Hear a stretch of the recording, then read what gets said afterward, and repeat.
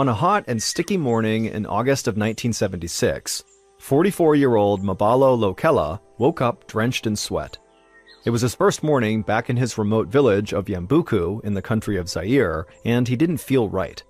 MrBallen was the school headmaster in a poor community that lacked basic necessities like phones, running water, and electricity. He could almost never afford the luxury of a real vacation, but he had spent the past 2 weeks traveling Zaire's rainforests. He'd visited friends and family and spent some time hunting rainforest game like monkeys, antelope, and red river hogs.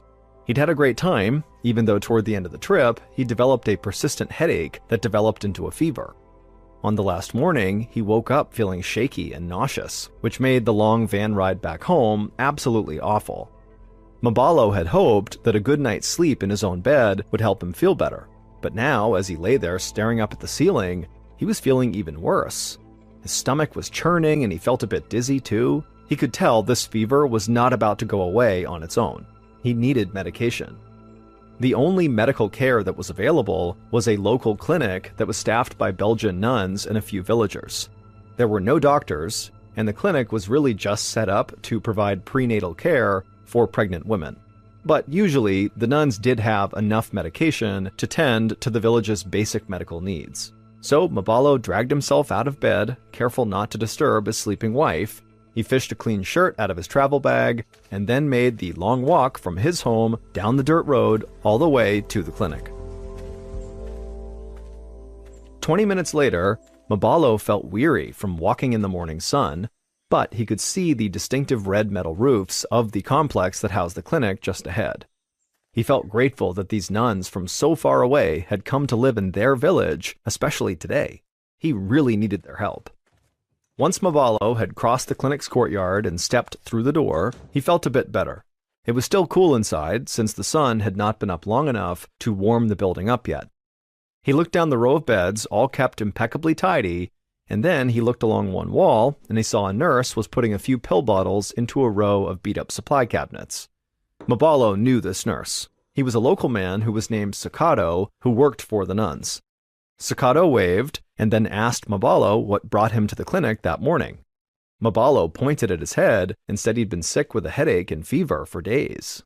Sakado nodded sympathetically and asked MrBallen to have a seat in one of the little folding chairs by the door. One of the nuns would be over to talk to him shortly. As soon as MrBallen sat down, he closed his eyes and leaned his aching head back against the cool cement wall. He was lost in a daydream when he heard the click of footsteps on the clay tile floor, and then a soothing voice spoke his name. He opened his eyes to greet a short Belgian nun in a white linen dress. The nun pulled down the cotton face mask she was wearing and introduced herself as Sister Adela. She beckoned him over to one of the beds and told him he was welcome to lie down while she took his vitals, and so MrBallen happily obliged. After a quick exam, the nun told MrBallen that he probably had malaria, a disease carried by mosquitoes that runs rampant in much of Africa. It's usually characterized by fever and flu-like symptoms, just like MrBallen had. And so, Sister Adela moved over to the worn cabinets along the wall and pulled out a syringe that was full of clear liquid. She explained that the liquid was a medication called quinine, which treated malaria. Sister Adela gently stuck the needle into MrBallen's left arm and then pushed the medicine inside of him, and then she set the syringe aside and put a bit of cotton over the drop of blood from the needle. She told MrBallen to go home and take a nap, and he'd be back to normal in a couple of days. MrBallen thanked her, then slowly stood up and made his way out of the clinic. 8 days later, MrBallen's wife, Mbuzu, spooned some broth into a bowl and set it beside the bed she shared with her husband. She tied her long braids with a strip of leather and slipped into her shoes by the door.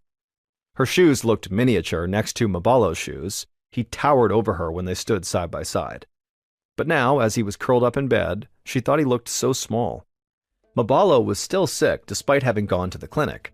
In fact, after visiting the clinic, he came back and developed diarrhea and was vomiting so much that Mbuzu thought that he must be dangerously dehydrated. Her husband was so weak he couldn't even get out of bed. Mbuzu knew she needed to get her husband more help, so she told MrBallen she'd be right back, and she started walking to the clinic herself. When Mbuzu stepped into the clinic, she saw Sister Adela tending to a patient. Mbuzu waved her down and told her that her husband's symptoms had only gotten worse. She begged Sister Adela to please come home with her and see MrBallen. Sister Adela seemed alarmed that MrBallen was still sick, and so she agreed to go. Sister Adela told her mother superior that she'd be back in an hour. When the two women reached MrBallen's bedside, Mbuzu gasped. Her husband wasn't moving, and there was blood oozing from his eyes and ears. Mbuzu screamed and rushed to her husband. MrBallen opened his mouth like he was going to speak. Mbuzu leaned closer to hear whatever he was going to say, but then jumped back as a small river of blood gushed out of his mouth, trailing down his chin and staining their bedsheets. Horrified, Mbuzu turned to Sister Adela, who stared in disbelief. Then Mbuzu heard MrBallen begin to throw up, and so she grabbed a bucket just as he vomited up bile and blood. Mbuzu kept telling her husband that he'd be okay, but Sister Adela quietly shook her head. Mbuzu could tell by the nun's shell-shocked expression that she clearly had no idea what to do. Sister Adela just said she'd give him another injection of quinine, even though the last shot had done no good at all. After giving him the quinine injection, Sister Adela stayed a bit longer, helping Mbuzu clean up the blood dripping from her husband's eyes and ears. Once he was all cleaned up, Sister Adela told the couple that she promised to check in the next morning. But as she left, Mbuzu began to worry that tomorrow might be too late. A few days later, on September 7th, 1976, Mbuzu held her husband's hand as he took sharp, labored breaths. Sister Adela's quinine injections had not done anything. MrBallen was still unbelievably sick, his eyes had not stopped bleeding, and his saliva was red with blood. Mbuzu could hear blood gurgle in her husband's throat as he struggled to get air. She squeezed his hand helplessly until she heard her husband stop breathing. Suddenly, Mbuzu felt a terrible emptiness. Her husband was dead. She wrapped their bedsheet around MrBallen, letting her tears fall onto his motionless body. A few hours later, Mbuzu stooped over MrBallen's body alongside the women of MrBallen's family and some of Mbuzu's closest friends. Their front yard was full of neighbors and loved ones who came to sit with Mbuzu as she grieved. Despite her grief, Mbuzu felt touched by how many people mobilized to support her. Mbuzu and the other women washed MrBallen's body and wrapped him in a clean burial shroud. This was the funeral tradition in their village. Tomorrow, the men in the village would move MrBallen to the graveyard to be buried. A few days later, on the morning after MrBallen's funeral, Mbuzu awoke feeling totally exhausted. She'd barely eaten since her husband died, and she was completely worn out from crying. The moment she sat up, her head began to throb. She rubbed her temples trying to ease the pain, and then, without warning, she felt vomit surge in her throat. She barely had time to run outside before she threw up. Mbuzu knew this had to be more than just exhaustion. She cleaned herself up and then headed for the clinic right away. MrBallen's nurse friend, Sukato, had just finished sweeping the floor when Mbuzu appeared at the doorstep that morning. She looked awful. Even though the morning was still fairly cool, Sukato could see that Mbuzu was sweating profusely. Sukato felt a shiver run up his spine as he remembered the day that MrBallen had stumbled through the clinic doorway. He'd looked just as sick as Mbuzu looked now. He told Mbuzu to sit down, and then he ran out back to grab the nuns. Sukato came back inside with Sister Adela, and together they led Mbuzu to a bed. Sukato gave Mbuzu an encouraging smile, even though he feared she'd caught the same disease as MrBallen, which obviously killed MrBallen. And when his eyes met Mbuzu's, he could tell she was fearing the same thing. A few days later, in mid-September, Sukato was at work, busy refilling syringes with quinine, the malaria medicine. Behind him, Mbuzu's mother, sister, and daughter were all lying in clinic beds alongside Mbuzu. All of them were suffering from the same high fever and persistent headache. Mbuzu's mother had started hallucinating, especially at night. Sometimes, when she was sleepy and her fever was spiking, she'd say that her dead son-in-law was standing in the clinic. Other times, she would see shadows that were not there. Sukato felt certain that these women did not have malaria. For one thing, malaria is not contagious, so it made no sense that 4 women from the same family had gotten sick one after another. Then there was the way that Sister Adela had described MrBallen bleeding from his eyes, ears, and mouth before dying. Sakato had never seen malaria cause something like that. To Sakato, it seemed like this bleeding sickness was something new and that it was somehow spreading among families.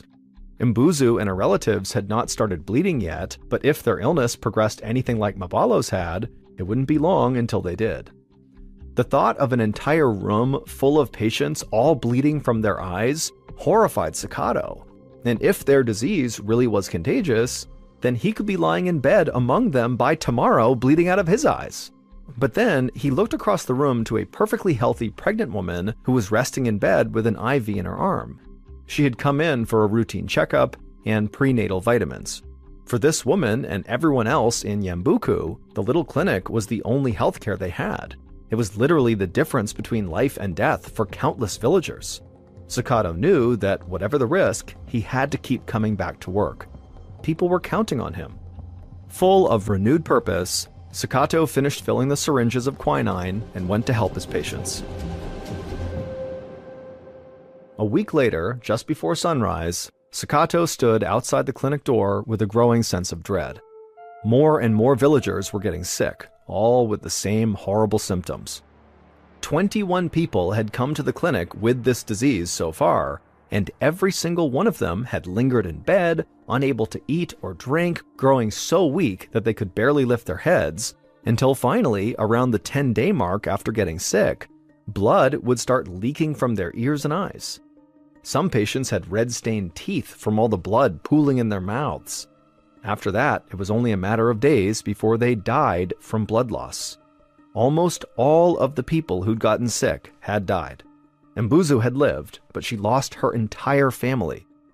At this point, only 4 patients remained alive in the clinic. And the outbreak was far from over.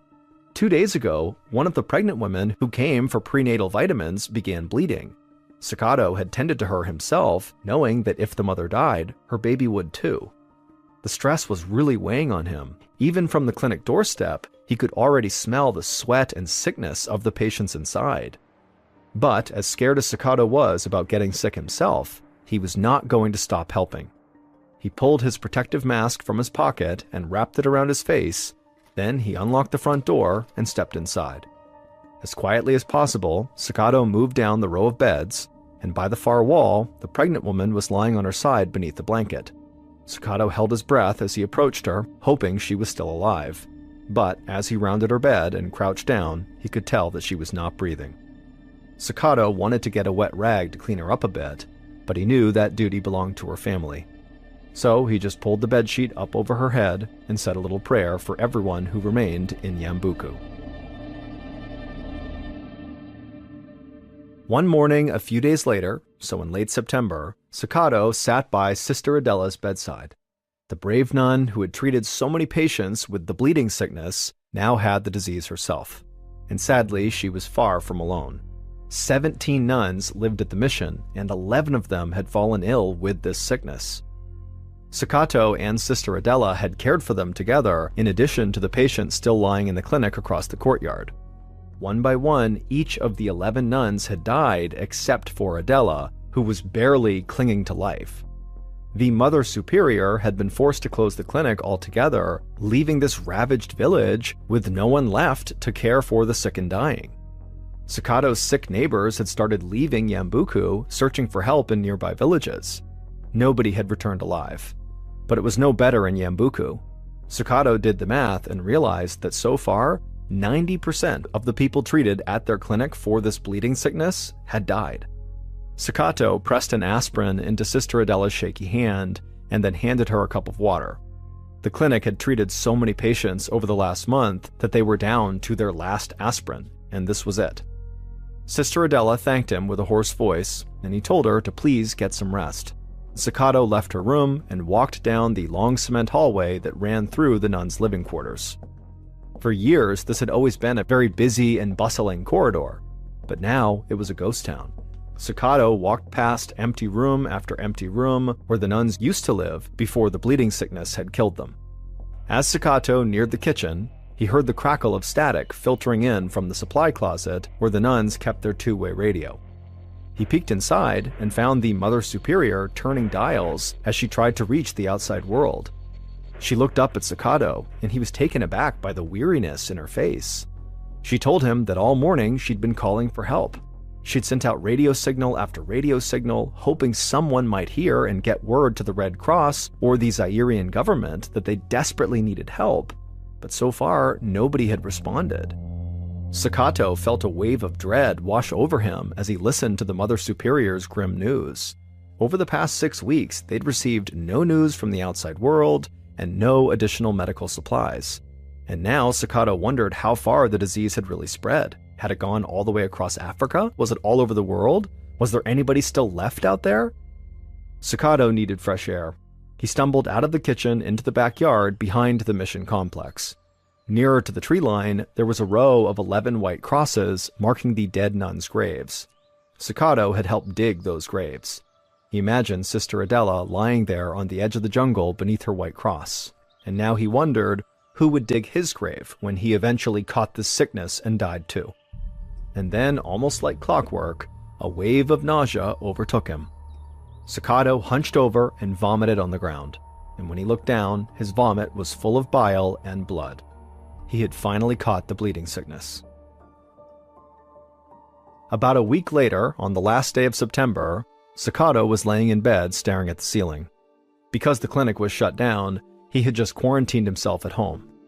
Sakato had not left his bed for days, and he felt incredibly weak, but so far, he had not begun bleeding from the eyes or ears. He was determined to stay alive through sheer willpower. Just then, the ground beneath him began to shake, making the glass on his bedside table rattle. Sakato hoisted himself up onto his forearms to look out the window. He could see military vehicles making their way down the long dirt road that led into Yambuku. As Sakato watched in astonishment, the vehicles fanned out and surrounded his corner of the village. The soldier then spoke into the bullhorn and announced that Yambuku was now under quarantine. Nobody was leaving or coming back. Sakato was too weak, so he laid back down on his bed and just listened to the sound of the booming voice that was filling the air. The soldier continued and said that people in 50 surrounding villages were now also experiencing the bleeding sickness. Even people in the capital city of Kinshasa, 700 miles away, were showing symptoms. But the soldier said that the whole outbreak began right here in Yambuku. Sakato closed his eyes as the horror of their situation sank in. The disease was clearly spreading fast, and it was also clear that the government had no idea how to stop it. The people of Zaire needed help from the outside, but he couldn't imagine anyone would be brave enough to come to Zaire to fight this lethal sickness.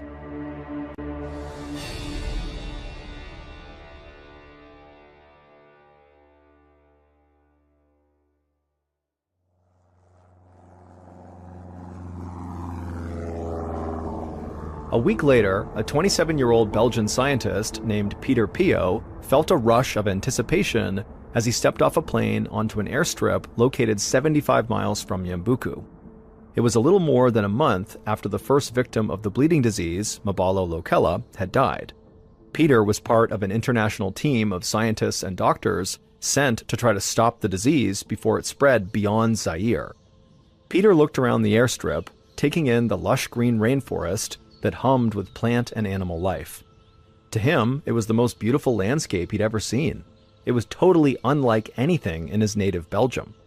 Peter turned to help his teammates, who were all collecting their luggage from the belly of their little plane. Peter had to admit that he was not nearly as qualified for this assignment to go stop this disease as his teammates were. Peter had only recently graduated from medical school. However, he'd crammed in as much research as possible before he left Belgium. He learned about using protective equipment, taking samples in the field, and how to take and test blood samples. A few days earlier, the American Centers for Disease Control, or CDC for short, had confirmed that the bleeding disease plaguing Zaire was caused by a virus no one had ever seen before.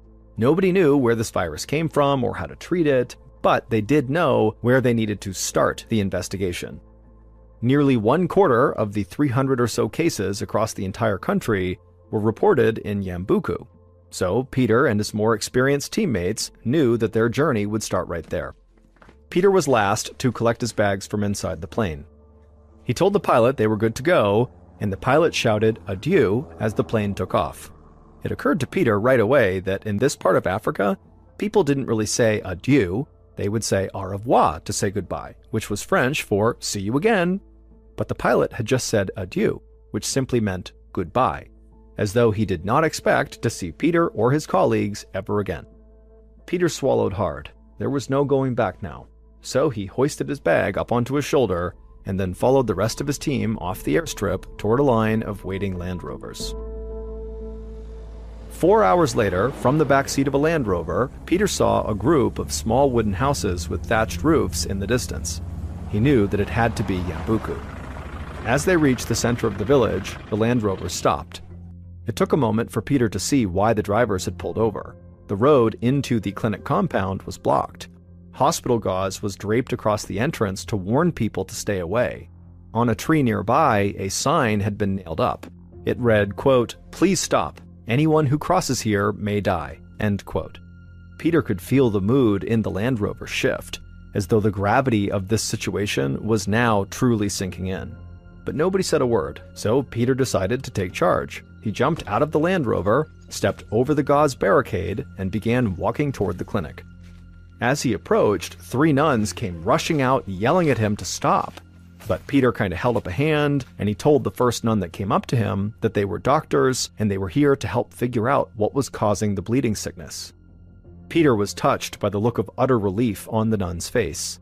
She said her name was Sister Marcella. She told Peter that for the past 2 weeks, the clinic had just been closed, and the remaining living nuns were simply praying for an end to this horror. She said that she and the others would do whatever she could to assist them, and motioned for Peter and the others to follow her inside the clinic. Peter carried his bag through the empty clinic and out into the courtyard. As the rest of the team got busy setting up a work camp, Peter asked Sister Marcella if they had any records of the patients who'd gotten sick from this disease and died. She nodded and promised to give him all her notes on the 70 victims from Yambuku, 63 of whom were now dead. Peter could hardly contain his shock. He'd known the disease was bad, but hearing the death toll out loud was staggering. 2 hours later, as the nuns cooked dinner, Peter and his team huddled around a table in the courtyard. Peter listened as the lead doctor explained their mission. The next morning, they would head out into the countryside looking for victims. They needed to talk to sick people and their families about when and where they got the disease, and then collect their blood for analysis. Peter was hoping that after a few days of interviews and testing samples, they could get an idea of how this disease was spreading. He felt energized again as he got up from the table and helped the nuns carry dinner out to his team. The next morning, Peter and 3 teammates drove west along a red dirt road on their way to visit nearby villages. Peter was struck again by how lush and green everything was. He loved listening to the sounds of insects and birds humming in the growing heat. It was easy to forget why he was there. But a reminder came soon enough when their Land Rover encountered a big pile of logs blocking the road about an hour west of Yambuku. The nuns had actually warned them about this. Most of these surrounding villages had blocked off their roads to keep out the people who had this bleeding sickness. The villagers had no supplies left to give out, and they obviously did not want to catch the sickness themselves. Peter wanted to respect their wishes, but it was vital for them to see what was going on in these other villages. So Peter and the rest of his team dragged the logs to the side of the road, then jumped back into the car and continued their journey. As the Land Rover made its way into the center of this village, people came out to see what was going on. Peter had expected the villagers to avoid them out of fear, so he was surprised when a few of the villagers gathered right around their car, looking very curious. The driver parked the car and everybody piled out while the team leader went to speak with the village elders. Peter took a little piece of candy out of his pocket and handed it to one of the little boys who'd come to investigate. He noticed that none of the kids playing around the village seemed sick. He wondered if maybe the roadblock had worked. Perhaps it stopped the disease from reaching this village. Maybe there would be no blood samples to collect here, or survivors to talk to. That would be good news for the village, but a waste of a trip for Peter and his team. But then the team leader waved Peter over. He said one of the villagers had something to show them. So Peter grabbed his backpack from the Land Rover, and they followed this villager toward a nearby mud and clay home with a banana leaf roof. At the doorway, they all put on protective equipment, which included motorcycle goggles, gloves, paper face masks, and long sanitary gowns. Then they followed the villager into the modest home. It was cooler inside, but Peter's protective equipment still felt sweltering in the midday heat.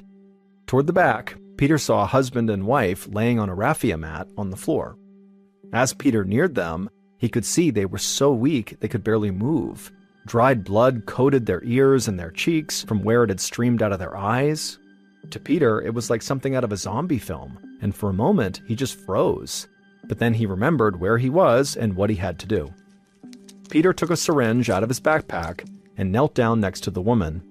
He gently stuck the needle into her arm and filled a vial with her blood.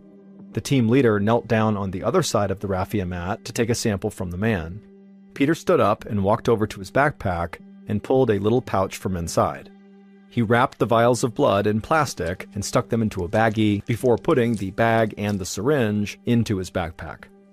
And right as he did that, Peter turned around because his team leader gasped.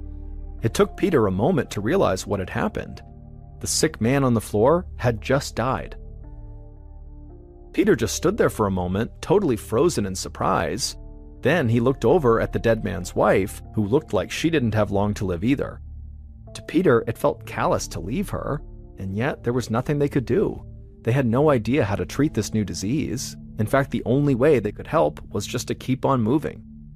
The villager who had led them into this hut ushered Peter and his team leader out of the home. As he walked them back to their car, the villager explained that soon that entire home would be full of women washing the man's body and preparing it for burial. It would be disrespectful for Peter and his teammate to be there anyway. So Peter, feeling relieved, thanked the man as he hopped into the Land Rover, and then they drove off to the next village. On the evening of the third day, Peter and his crew sat around their table in the clinic courtyard and compared notes. One thing they'd been noticing was that in many villages, more women seemed to get sick than men. And in Yambuku, a lot of pregnant women seemed to contract the sickness. But that wasn't enough information to actually draw any conclusions just yet. Strangely, the researchers had found that the village with the fewest bleeding sickness cases actually had no medical care at all. The village had only a traditional healer who handed out herbs and did healing rituals, but had almost no knowledge of modern medicine. And yet, his village was the only one they visited where nobody had died. The next day, Peter and his team leader went to that village where nobody had died yet to investigate further. When they arrived, the villagers brought them to their healer. As the team leader interviewed the healer, it occurred to Peter that the healer's home smelled strongly of bleach. He only noticed it because since landing in Zaire, he'd mostly smelled firewood, generator oil, and the jungle. So this chemical smell really stood out. Peter asked the healer why he was using so much bleach, and the healer just raised an eyebrow as though Peter had just asked him a totally ridiculous question. The healer pointed at a bunch of gadgets lying on top of a small table. Most were made of metal, and they looked like medical equipment, while others appeared to be homemade. The healer told Peter that those were his instruments, and he would use bleach and chlorine to sanitize them between clients. Once he said it, Peter almost felt dumb because the answer was so obvious. In the West, doctors used disinfectants to sterilize medical instruments, but in a place like this that was more remote, bleach was a decent substitute. Peter made a note of this in his journal. That evening, when they arrived back at the clinic in Yambuku, Peter followed Sister Marcella through the clinic, watching as she tidied up the space. He knew that she had seen this disease much more than they had, and so maybe she knew something that he and his team had not thought to ask about. Peter told her about the village with the local healer where nobody had died from the bleeding sickness. Sister Marcella said she actually was not surprised at all. She said the number of cases in Yambuku did not really start to rise quickly until the first patient, the school headmaster, had died. Peter stopped walking. The comment kind of struck him as odd. He asked Sister Marcella to explain what she meant. She turned and told Peter that, so far, the cases they'd seen had come in bursts. Every time there was a funeral, like clockwork, the next several cases of the bleeding sickness they would see would be people who had attended that funeral. It was like one big chain reaction. Peter thanked Marcella for the tour, and as he headed outside, his mind was racing. He and his teammates knew that this disease spread most easily to people closest to the sick, but they had not given much thought to the funerals themselves. Could it be that funerals were a breeding ground for this sickness? Marcella had said that it was usually close friends and family of the dead who got sick next, not all the other kind of random mourners who came to the funerals. So it wasn't just that funerals brought large groups of people close together. There had to be something about Zairian funerals that encouraged the spread amongst close family. Peter went to share this information with his team, determined to figure out what the cause might be.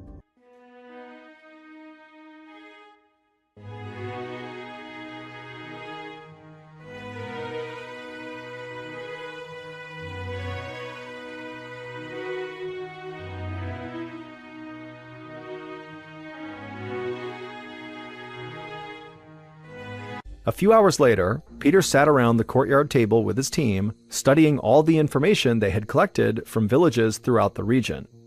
In every village they'd visited, the bleeding sickness had appeared in bursts, mostly affecting close friends and family of the deceased. And they noticed far more women were contracting the disease than men. Then there was another piece of information. In Yambuku, many pregnant women who visited the clinic later got sick. These pregnant women were just about the only ones to get the disease who had not recently been at a funeral for a close family member. Now, Peter and his team knew two things for certain. Something about these funerals was making people sick, and there was something unique about Yambuku that was giving the disease to pregnant women. Peter and his teammates talked into the night, but they just couldn't figure out what the connection was. It was like the explanation was staring them right in the face, but they just could not connect the dots.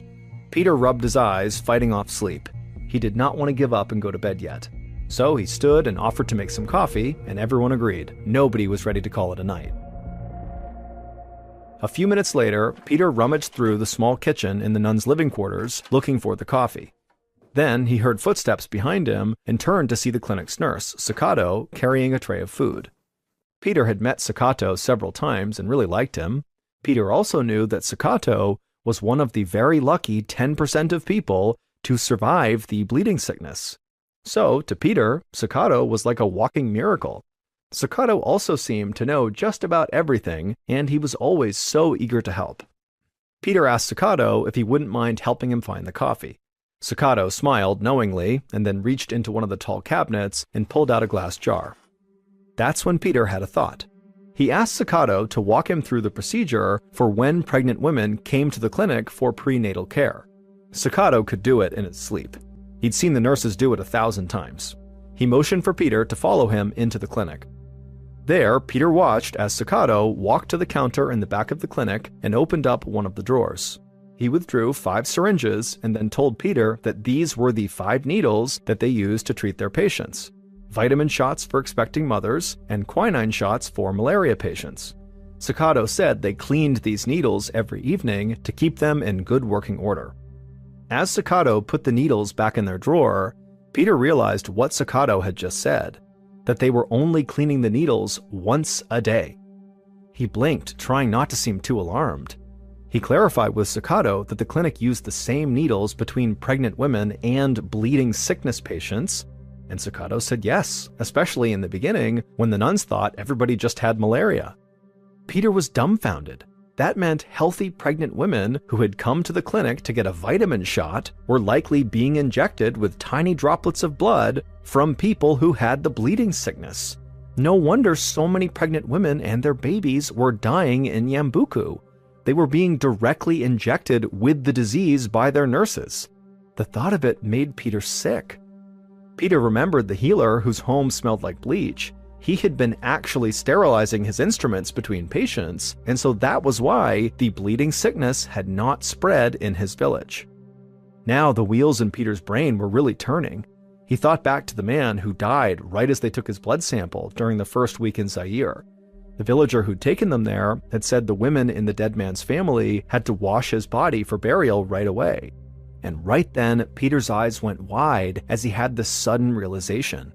He thanked Sakato and hurried right back out to the courtyard where his teammates were working, because he had a vital piece of information he needed to share with them.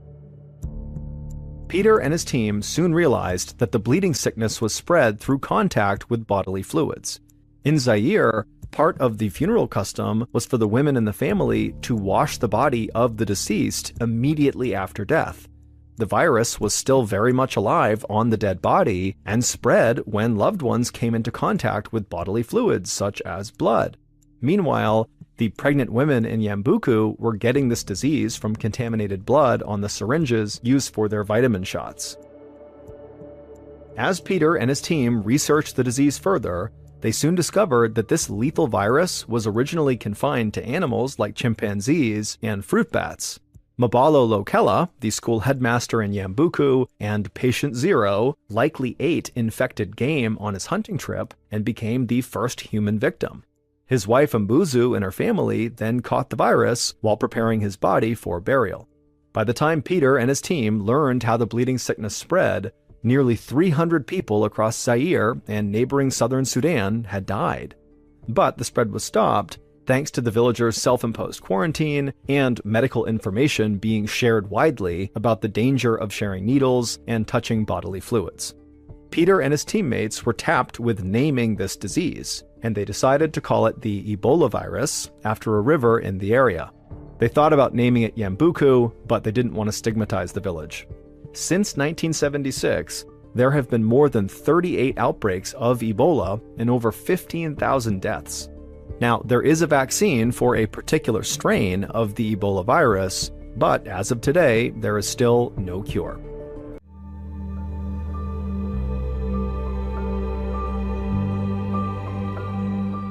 On July 4th, 1989, 24-year-old Patty Stallings stood on the porch of her home in Hillsborough, Missouri, which is a suburb of St. Louis. She and her husband, 27-year-old David, had recently purchased this house, which overlooked Lake Wawanoka. That night, they could actually see the local Independence Day fireworks show right from their front porch. However, instead of looking up at the fireworks, both of them were just admiring their 4-month-old son, Ryan, who cooed as Patty cradled him in her arms. A sense of gratitude washed over Patty as she locked eyes with her husband. She couldn't believe how much her life had changed in just a few short years. As a teenager, she'd lived on the streets, with nothing of her own and no one to protect her. In her early 20s, she had gotten a job at a convenience store, a 7-Eleven, hoping to turn her life around. But things hadn't really changed until 3 years ago, in 1986, when she had met her future husband David, who worked as a professional plate engraver. He and Patty had clicked right away, and they got married in 1988 and were soon able to purchase this dream home, the small lake house with white trim and a nice front porch. Because of her husband, Patty was the happiest she had ever been in her entire life. As the fireworks continued to illuminate the night sky, Patty looked back down at her baby's peaceful face tucked up against her chest. But then, out of nowhere, her baby, Ryan, vomited all over Patty's shirt, way more than how much babies usually spit up. But Patty wasn't too concerned. Ryan had suffered from digestive problems since he was just 2 weeks old, and his doctors had assured her as long as he was gaining weight, he was okay. And Ryan was hitting all of his weight benchmarks, so Patty trusted he would be okay. But still, when Patty went inside to get changed, and also to change the baby, she wanted to make sure Ryan didn't appear sick. He didn't seem fussy or uncomfortable, and he smiled and cooed at her as she changed him into a fresh onesie, and so Patty figured everything must still be fine. So she finished dressing her baby, then she changed her own clothes, and then the pair went back outside to enjoy the rest of the fireworks with David. 5 days later, Patty woke up in her large, sunny bedroom feeling unusually well rested. She rolled over in bed to find the other side was empty. David had already left for work. She checked the clock on her nightstand and saw that it was almost 9 a.m. She'd slept in longer than usual. She listened for the sounds of her son crying for breakfast, but the house was silent. But Patty didn't think much of it. She was actually thankful to have such a nice, quiet, slow morning for once. Patty made her way into the kitchen, she brewed a cup of coffee, and then sat down on the couch. She spent a moment enjoying the peace and quiet, but after a few minutes passed, she started feeling uneasy. It wasn't normal for her baby to sleep this late. And so Patty tiptoed into the nursery, and she found her son lying in his crib, but he wasn't asleep. His eyes were wide open in a glassy stare. His lips were pressed tightly shut, and his chest rose and fell way too fast, like he was having trouble catching his breath. Patty's stomach dropped. She'd never seen her son look so sick before. She lifted his limp body out of the crib, and almost immediately, Ryan began vomiting almost uncontrollably. Patty was so scared she began shaking. Still carrying her baby, she ran into the living room. She grabbed the phone, but she didn't call 911. She lived far from the hospital and knew that waiting for an ambulance would waste time Ryan probably didn't have. She knew it would be faster just to take him to the hospital herself. So she called the St. Louis Children's Hospital and told the operator she was on her way.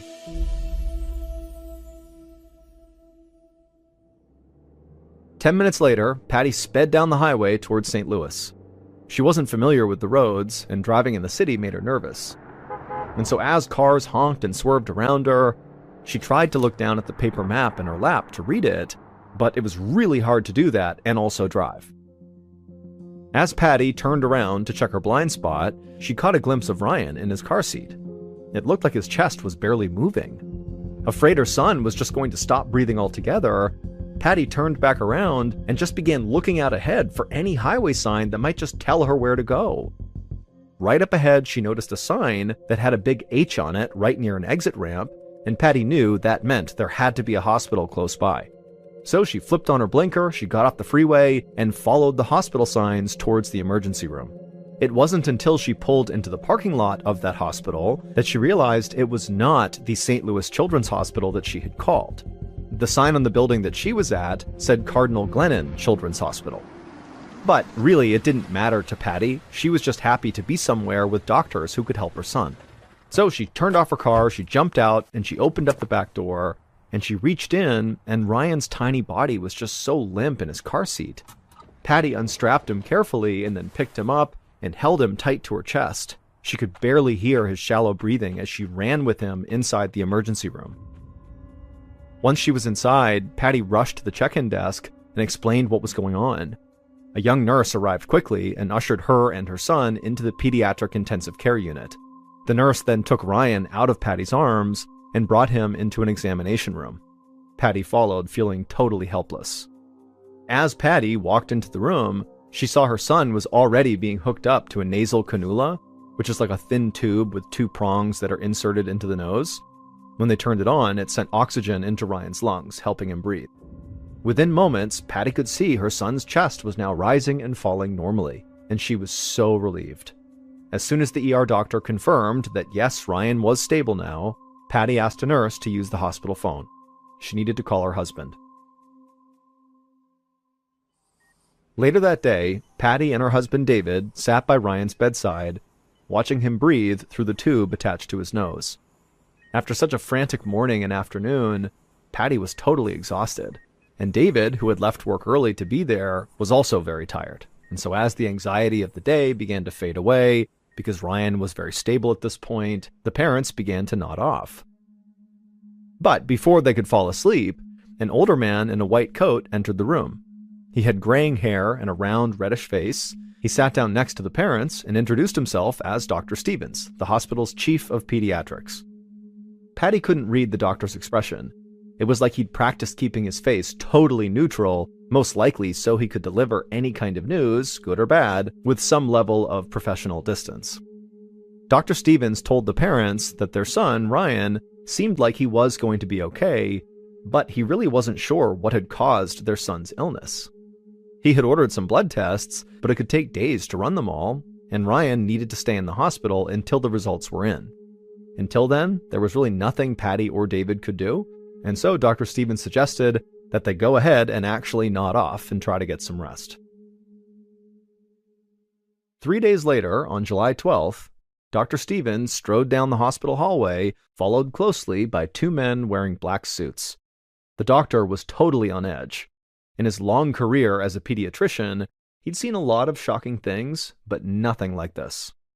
Dr. Stevens eventually came to a stop outside of a room where he knew Patty and David were staying. Ryan was not in the room with them. This was a room just for the parents. Dr. Stevens turned around and told the two men in suits to please wait in the hall for a second so that he, the doctor, could go in first and speak to the couple.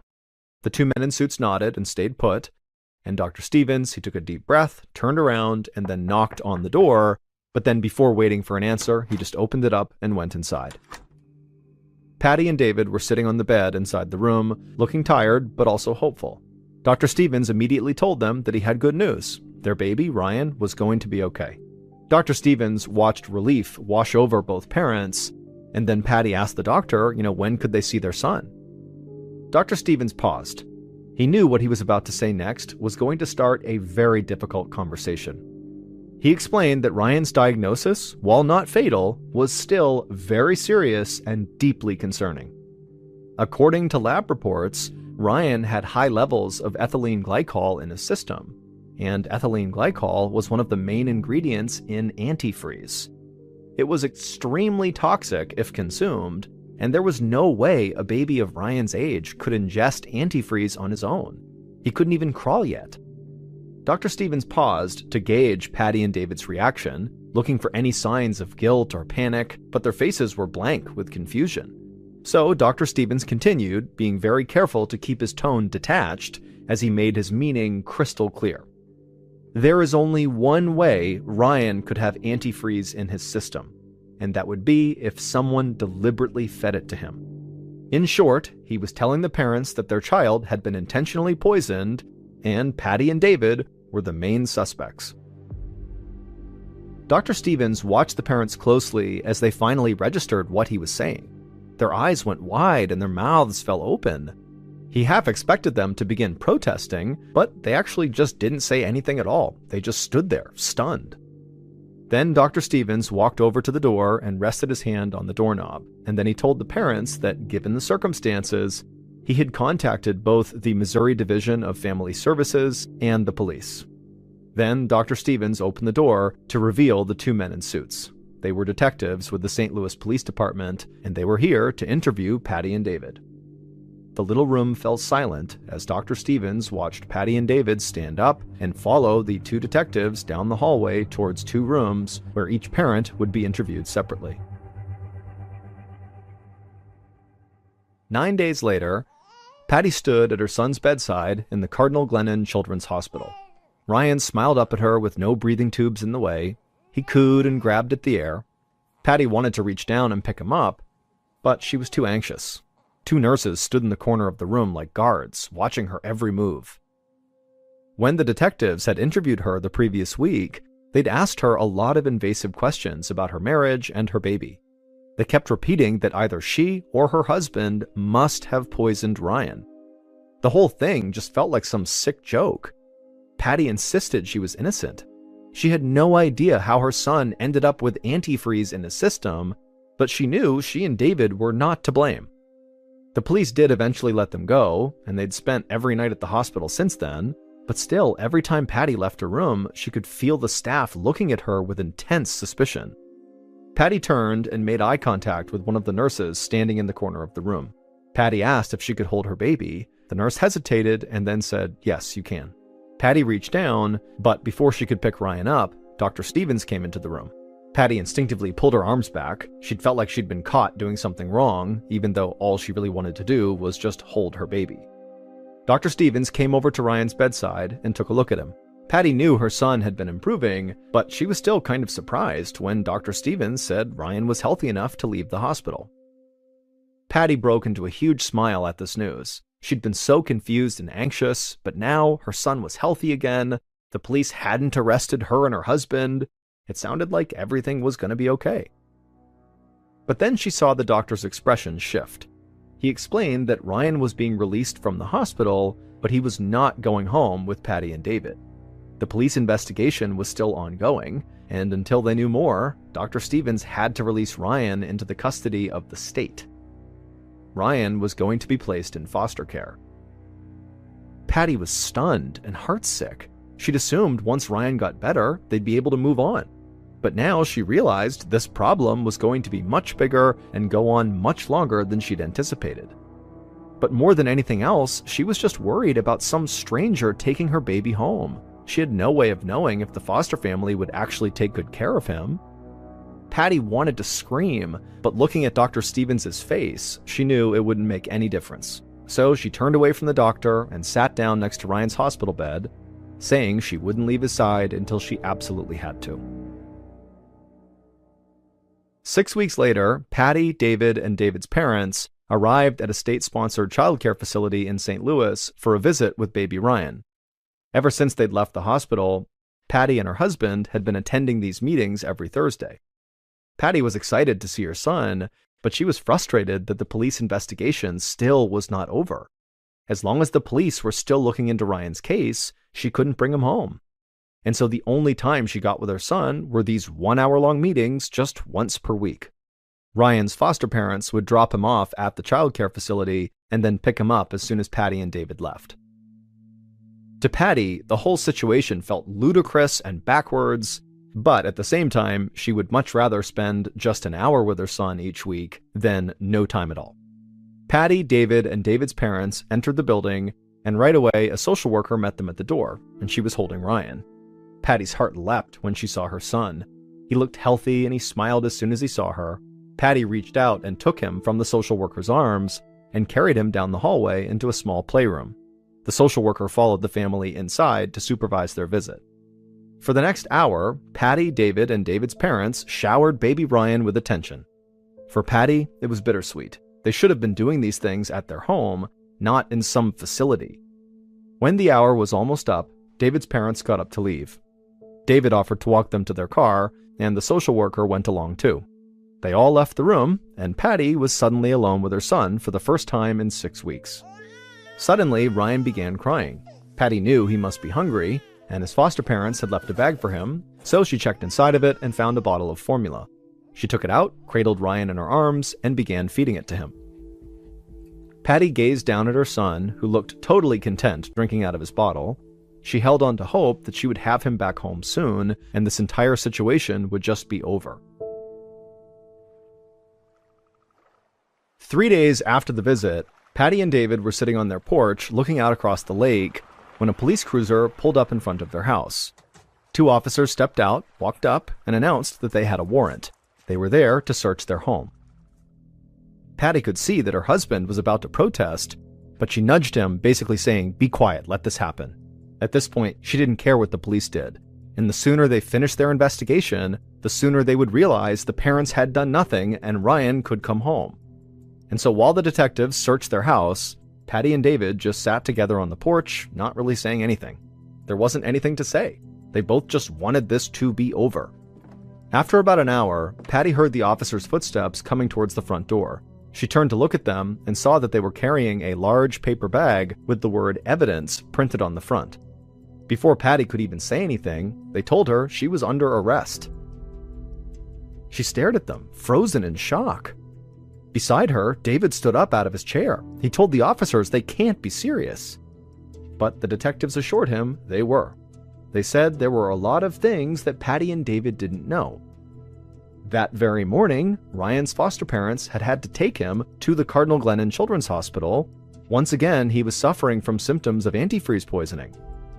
When police spoke to his foster parents, they learned that Patty had been left alone with him during their last visit, and she had fed him a bottle of formula. Forensic analysts tested the bottle and found traces of antifreeze inside. Plus, the detectives had just discovered an open gallon-sized jug of antifreeze in Patty and David's basement. Patty was floored. She couldn't even process what they'd said about Ryan's bottle and the antifreeze in their basement. She was just too focused on the fact that her baby was sick again and back at the hospital. The police pulled Patty out of her seat and put handcuffs on her wrists. She heard them say she was being charged with assault with a deadly weapon. As they led her towards the police car, she craned her neck backwards and called out to her husband. She begged him to drive up to the hospital. One of them had to be with their son.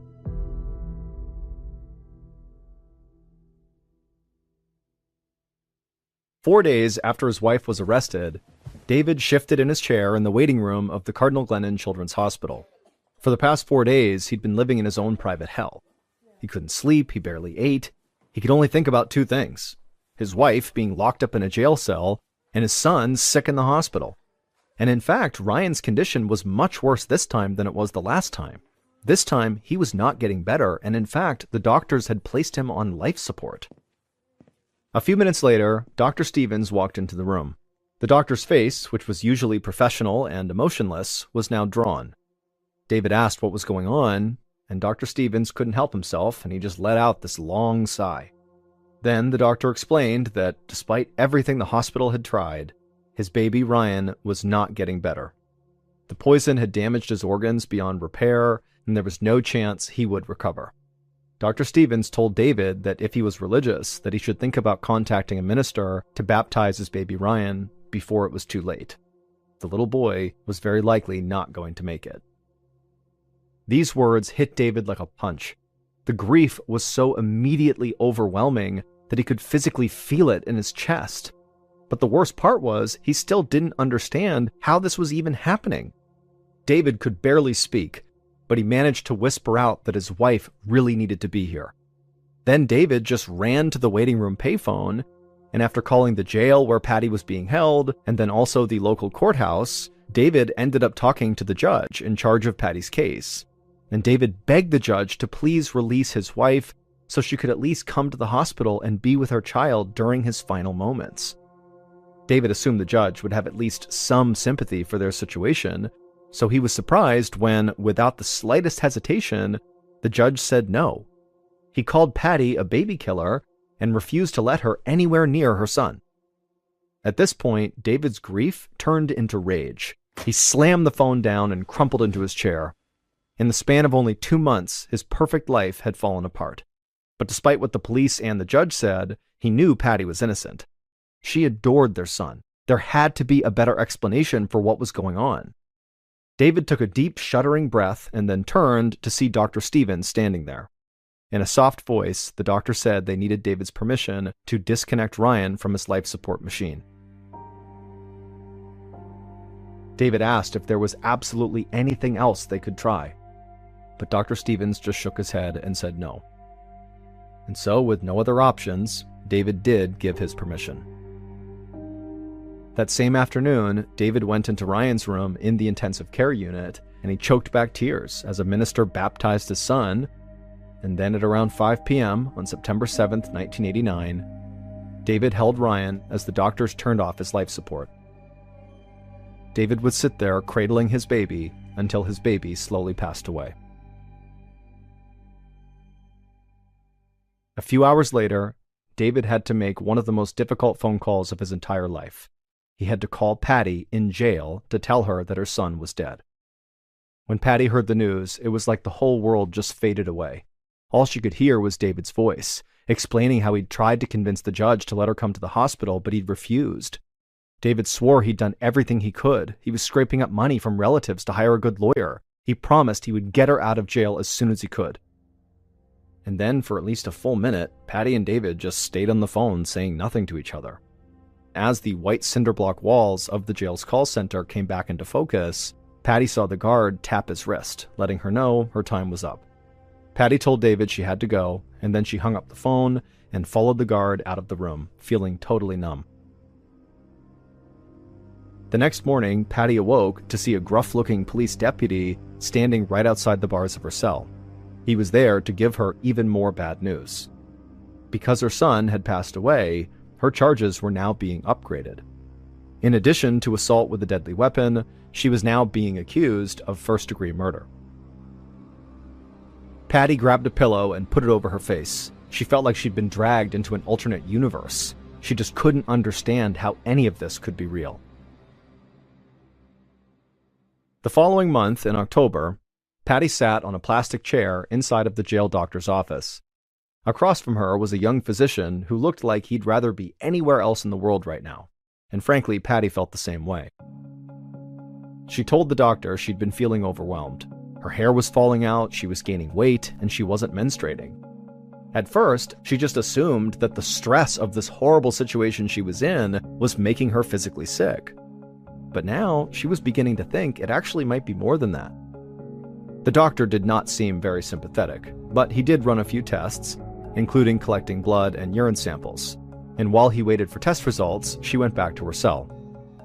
A few hours later, the doctor came by to deliver the news. It turned out Patty was pregnant. 4 months later, in February of 1990, Patty gripped the sides of her hospital bed, her knuckles turning white from the pain of her latest contraction. When she'd gone into labor, she was transferred from the jail to a nearby emergency room. Patty was in a lot of pain from all the contractions, but mostly she was just feeling frustrated and angry because here she was, giving birth to her second child, and her husband was not even allowed to be there. And also, on top of that, she was grieving the loss of her first child. Patty could hear the labor and delivery nurse instructing her to push, and so Patty dug her fingers into the mattress and squeezed her eyes shut, and she felt like her body was going to rip open, and then suddenly she heard the sound of her baby crying. The nurse lifted up the newborn, and with a smile, she announced that it was a boy. Patty softened her grip on the bed. Still out of breath, she said that she and her husband had already decided on a name. David Jr., or DJ for short. Patty reached out for her child, and the nurse handed the baby over to her, and Patty held her newborn son tight against her chest. But her joy only lasted a few moments, because before long, the nurse gave Patty a very sympathetic expression, and then reached in and grabbed DJ, and then took DJ out of the room. Patty had known this was going to happen. She'd been told that, just like Ryan, DJ would be placed directly into state custody. Now she hadn't just lost one child, she'd lost two. Patty rolled over in her bed, sobbing. 2 weeks after giving birth to DJ, Patty sat in the jail's call center with a phone pressed against her ear. David had called to talk to her, and his voice was tight with concern. He said it was about DJ. Patty didn't think she could handle any more bad news, but she asked her husband, what was wrong, and he said DJ's foster parents had had to take him to the St. Louis Children's Hospital that morning. Doctors said he was going to be okay, but he was extremely sick. At the thought of her youngest son being in the hospital, just like Ryan had been, Patty felt a knot rise in her throat. She asked David what kind of symptoms DJ had and if the doctors had diagnosed him with anything specific. And as David started listing off all of DJ's issues, Patty had an idea. She told her husband she had to go. She needed to call her lawyer before her phone time was up.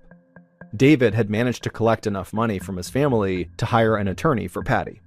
Since then, she and this lawyer had been preparing for her upcoming murder trial.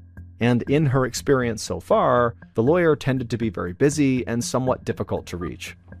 Patty dialed her attorney's number. The phone rang so long she was worried he wouldn't answer, but finally he did pick up. But he sounded breathless and overwhelmed as usual. Patty knew this lawyer had a lot of cases to deal with, but for now, she really needed him to listen. Patty had a theory that she thought would prove her innocence, that she never gave Ryan antifreeze. The lawyer listened to this theory and then afterwards promised to do whatever he could. Patty thanked him and then hung up the phone. When she stood up, Patty actually felt pretty good. She was actually looking forward to her trial, which was scheduled for early 1991. It would be her chance to prove her innocence, bring DJ home, and put this horrible series of events in the past. About a year later, in early 1991, so January 31st, David sat in a quiet courtroom gallery, anxiously watching as 12 jurors re-entered the room. After 3 days of trial and 10 hours of deliberation, the jurors had finally reached a verdict on whether or not Patty was guilty of murdering her son Ryan. David tried to stay positive, but honestly, he did not feel very optimistic.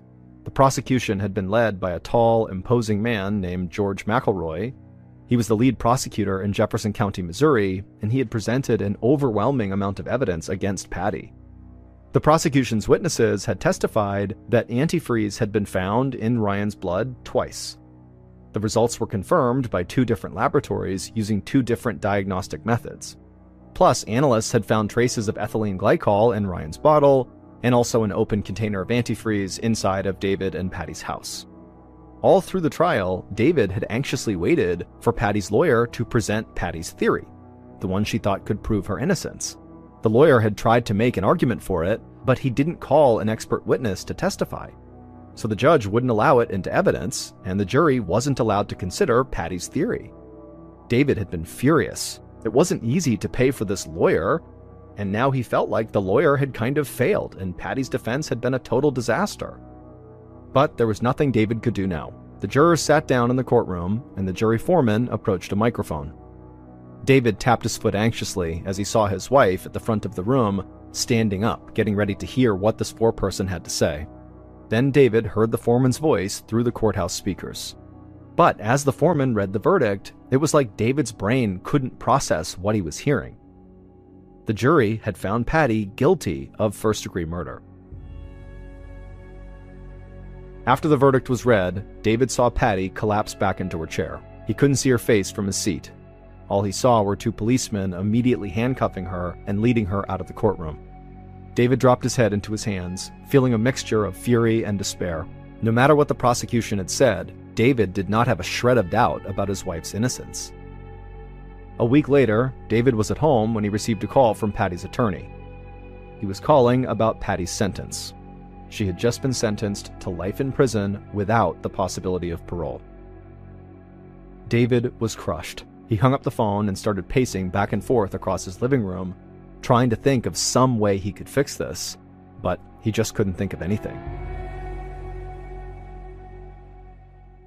4 months after Patty's trial, in May of 1991, David sat in his living room alone. He looked out the window that faced their front yard, and he remembered that night, almost 2 years ago, when he and his wife were holding Ryan and watching the fireworks. Patty said she couldn't believe how much her life had changed since they had met, and David couldn't believe how much more it had changed since then. Their first child had died, their second child, DJ, was still living with a foster family, and just like when Ryan was in foster care, David was only allowed to visit DJ once a week for 1 hour. But David still hoped he could find a way to bring his family back together. David picked up the remote and turned on the TV and changed the channel to NBC. In just a few minutes, the program he was waiting for would come on. He had promised himself he would find a way to make things right again. Ever since Patty's verdict, he'd been working to get as much publicity as possible. He'd even convinced the producers of a hugely successful television show to cover Patty's story. And as the clock hit 8 p.m., the opening credits of Unsolved Mysteries, the TV show, began. David saw his wife's face on the television, followed by pictures of baby Ryan. The narrator began their story, and David leaned back in his chair. He'd done everything he could. Now he just had to hope for the best.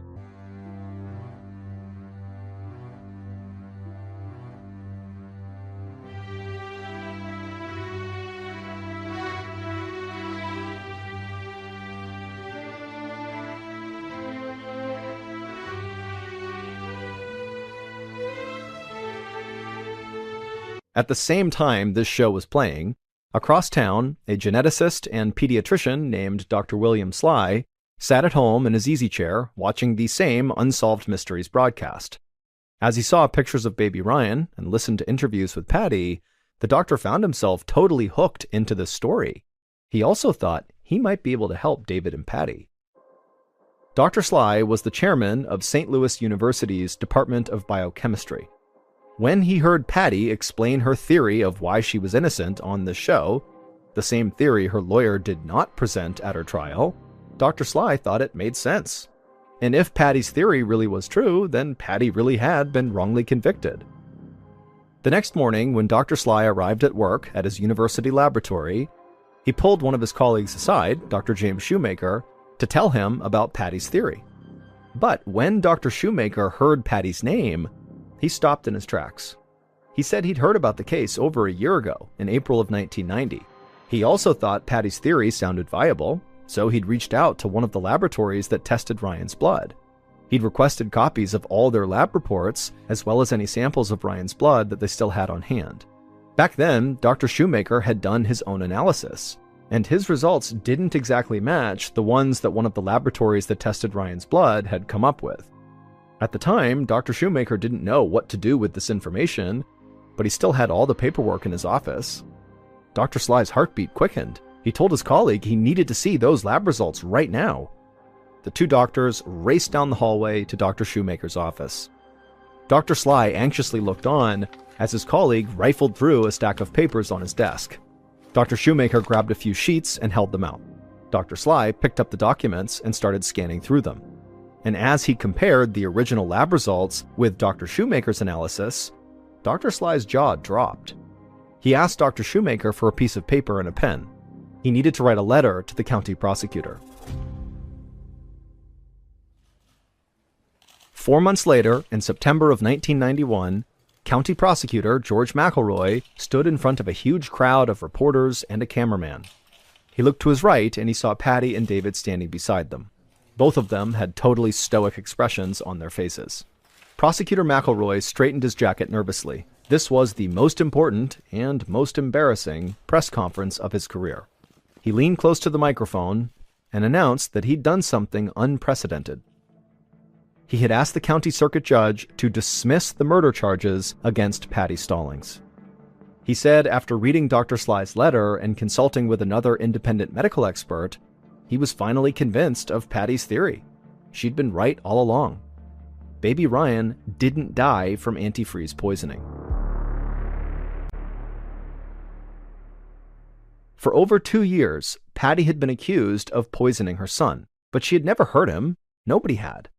In reality, Ryan had died from a rare genetic disorder called methylmalonic acidemia, or MMA for short, which caused his own body to produce a deadly chemical that was nearly identical to antifreeze. People with MMA can't fully digest food containing certain proteins and fats, many of which are in breast milk and baby formula.